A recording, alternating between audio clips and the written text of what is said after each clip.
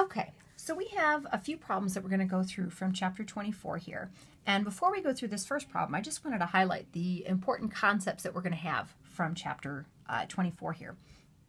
The first is the aspect of nuclear decay. And so just understanding from a qualitative standpoint why an atom would be radioactive and why it would undergo nuclear decay. And we didn't go into a lot of detail with this, but frequently atoms that are radioactive are called heavy. And the reason they're called heavy is because their atomic mass is a little bit larger than it should be. They have more neutrons than they should in their nucleus. And so they'll undergo radioactive decay to emit particles that allow them to become more stable. So understanding nuclear decay means understanding kind of aspects of the particles that are within the nucleus, right? And there's neutrons, there's protons that are in the nucleus. And then we also have electrons not in the nucleus, but as we'll see in a minute, they become part of nuclear chemistry for some elements. Okay, so understanding nuclear decay is important.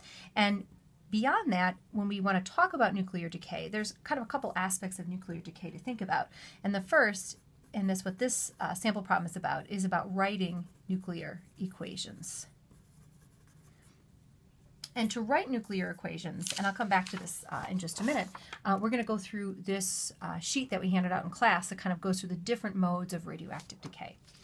All right, so we'll talk a little bit more about writing nuclear equations as we work through this sample problem.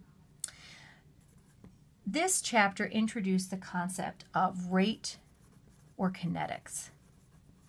And we've talked a lot about thermodynamics of reactions, and thermodynamics has to do with the energetics and thinking about whether a reaction will occur. So the spontaneity, if you will, of a reaction. We've talked about aspects of entropy and enthalpy and just kind of asking the question from an energetic standpoint, is this reaction likely to occur? But we really haven't asked, well, how fast will the reaction occur? And that's what rate and kinetics is really about. So understanding rate and kinetics is another important aspect. Then there's two kind of more quantitative aspects of nuclear chemistry. The first is thinking about half-life, because all nuclear chemistry kind of behaves in the same way in that we have a half-life, the amount of time that it takes for half of a material to decay.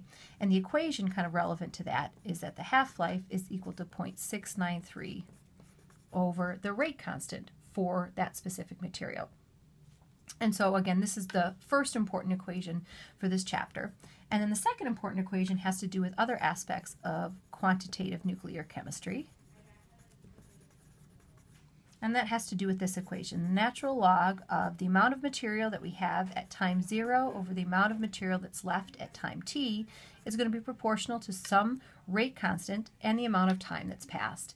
Now, as we showed in the notes, there's actually two other versions of this which have to do with flipping these terms, which would add a negative sign in front here, or splitting up these terms by saying the natural log of n sub 0 minus the natural log of n sub t. All of the equations are equivalent. I'm going to tend to use this equation singularly as we work through our problems. Okay, so again, that is chapter 24 in a nutshell, and the problems that we're going to work through here are going to allow us to practice some of that. So again, this first problem deals with writing our equations. So again, assuming we understand why nuclear decay happens, let's talk about how we write nuclear equations. In order to write nuclear equations, we have to understand the particles that are involved in radioactive decay. And basically, there's 5 particles or types of radioactive decay that we talked about. And 4 out of the 5, alpha decay, beta decay, positron emission, and gamma emission, have to do with energy in nuclear decay that's emitted from the nucleus. So these are things that kind of exit the nucleus. We also talked about electron capture, and this is a form or a mode of radioactive decay where we actually take in an orbital electron from the atom, and in combining it with a proton in the nucleus, generate a neutron in the nucleus. So again, this is going to be the one time where we will see something on the reactant side of a nuclear equation. The rest of these are going to be things that appear on the product side. So again, we'll refer back to this sheet as we work through these problems here. Okay, so our first problem here tells us to write a balanced equation for the reaction that shows naturally occurring thorium-232 undergoing alpha decay. Well, just from the information that's given here, we know that we have thorium, and that's abbreviation TH for the atomic symbol. And we know that the mass is 232. So when it says thorium-232, this 232 represents the number of protons plus the number of neutrons, or the atomic mass. So we know that that's the atomic mass. Now, we don't necessarily know from this what the number of protons are. So for that, we'd actually have to refer to the periodic table. So you'll always have a periodic table that's provided for you with any quizzes or exams. And if you kind of look in the main section of the periodic table here, you're not going to find thorium. It's going to be down here in the actinide series. So again, the heavier atoms tend to get, the more likely it is that they're going to be radioactive. So the number of protons in a thorium nucleus is 90. So this is what we start out with. Thorium-232, 90 protons. They tell us it undergoes alpha decay. So that means it decays spontaneously. There's nothing else on the reactant side here. It spontaneously decays to emit an alpha particle. So again, that's where we have to refer back to this sheet. This is a sheet that you need to know, but use it as you're working through these problems. Something that undergoes alpha decay will emit a helium nucleus, which is essentially 2 protons and 2 neutrons, no electrons, so it's positive 2 charge. So this is what we're going to represent as being a particle that's emitted.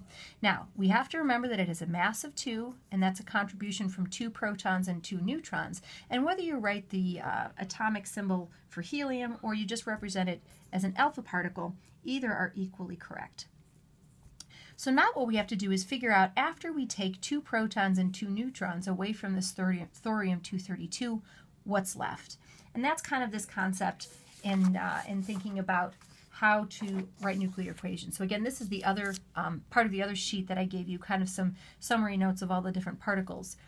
The total mass and total number of protons on the reactant side has to equal the mass and protons on the product side.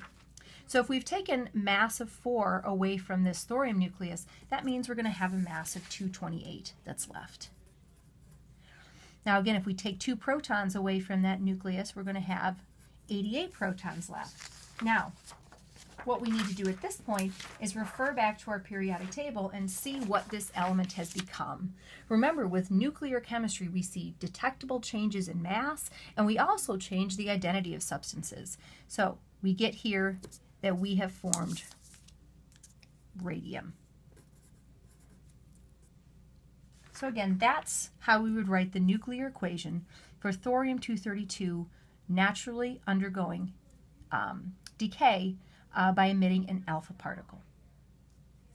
All right, next problem here. Zirconium-86. So again, I wrote zinc there, sorry. Zirconium-86. Again, we need to refer back to the periodic table here to find where zirconium is. And we can see it's atomic number 40, which means there's 40 protons. So this tells it undergoes a nuclear reaction where it is going to undergo electron capture.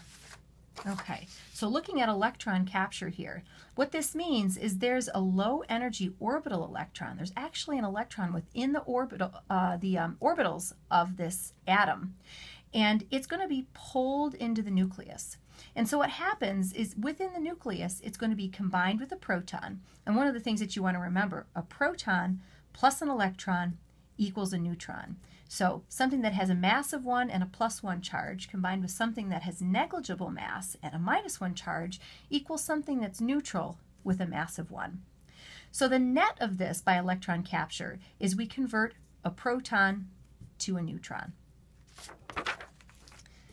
Okay, so again, electron capture means that we're going to have no change in mass.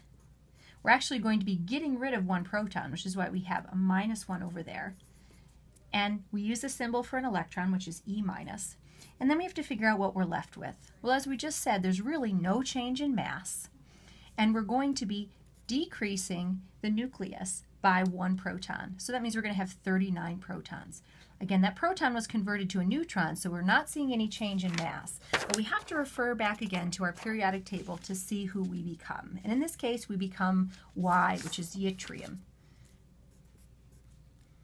So there's several homework problems that go through some more examples of how to think about and write equations for nuclear reactions. And it is an important skill to think about because there's lots of other ways that atoms can decay. By alpha decay, beta decay, positron emission, gamma emission, which is often accompanying several other kinds of emission. And as we can see over here, there's no change in the atomic mass, the atomic number, which is the number of protons, or the number of neutrons. This is basically just excess energy that's given off. So it's not uncommon with nuclear decay to emit maybe an alpha particle and then have several gamma rays that are emitted just as a way to get rid of excess energy.